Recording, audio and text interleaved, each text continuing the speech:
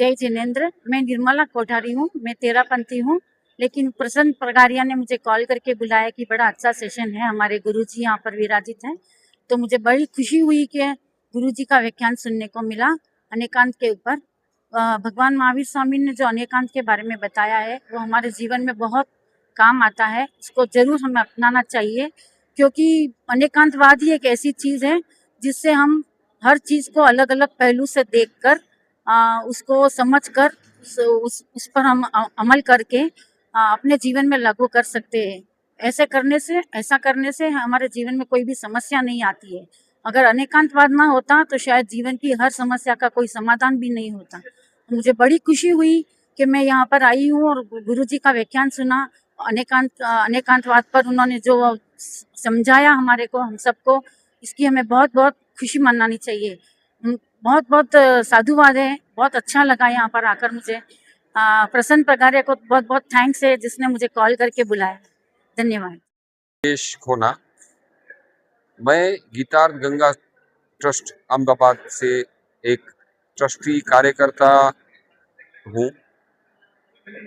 गीतार्थ गंगा एक अद्भुत काम कर रही है, विषय आधारित संकलन कर रही है।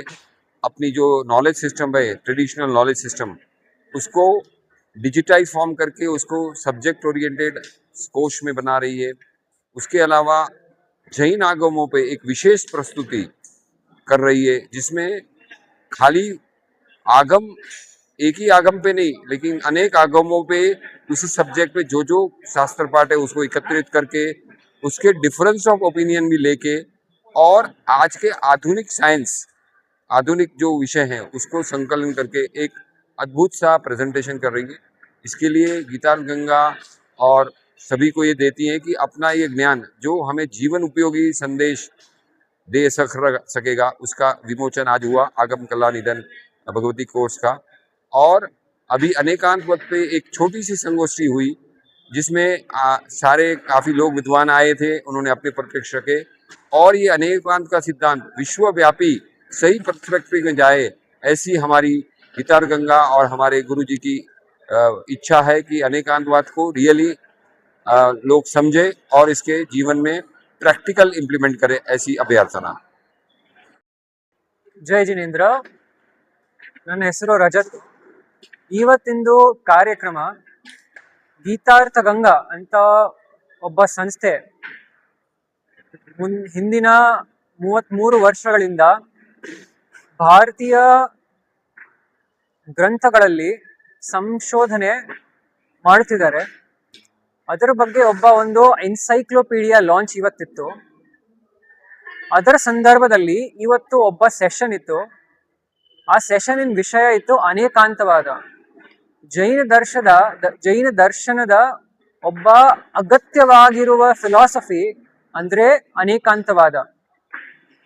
ಈ ಫಿಲಾಸಫಿ ಇಂದ ಹೇಗೆ ನಮ್ಮ ಕರೆಂಟ್ ಸಮಸ್ಯೆಗಳನ್ನು, ನೀಟ್ ಪೇಪರ್ ಲೀಕ್ ಆಗಿರಲಿ ಅಥವಾ ವಿಶ್ವದಲ್ಲಿ ಅಂತಾರಾಷ್ಟ್ರೀಯ ಸ್ತರಗಳಲ್ಲಿ ಆಗ್ತಿರುವ ಯುದ್ಧವಾಗಿರಬಹುದು, ಅದರಲ್ಲಿ ಹೇಗೆ ಈ ಫಿಲಾಸಫಿ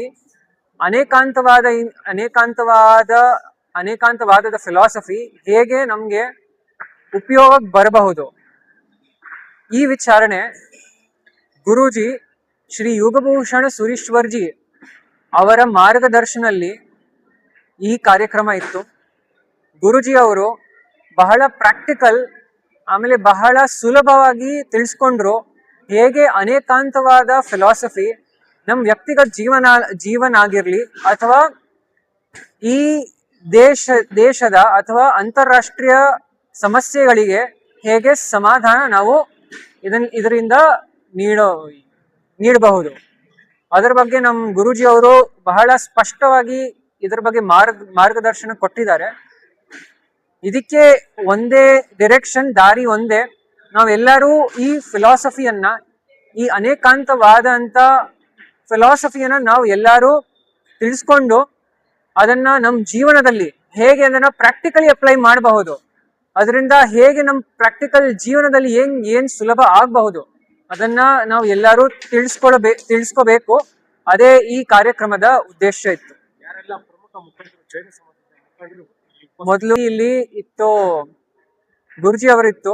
ಗುರುಜಿ ಅವರು ಬೇರೆ ಸಂಪ್ರದಾಯಗಳಿಂದ ಗುರುಜಿ ಅವರು ಬಂದಿದ್ರು. ಆಮೇಲೆ ಇಲ್ಲಿ ಸಂಶೋಧನಾ ಕೇಂದ್ರ ಇದೆ, ಅಲ್ಲಿಂದನೂ ಒಬ್ಬ ಸ್ವಾಮೀಜಿ ಅವ್ರು ಬಂದ್ರು.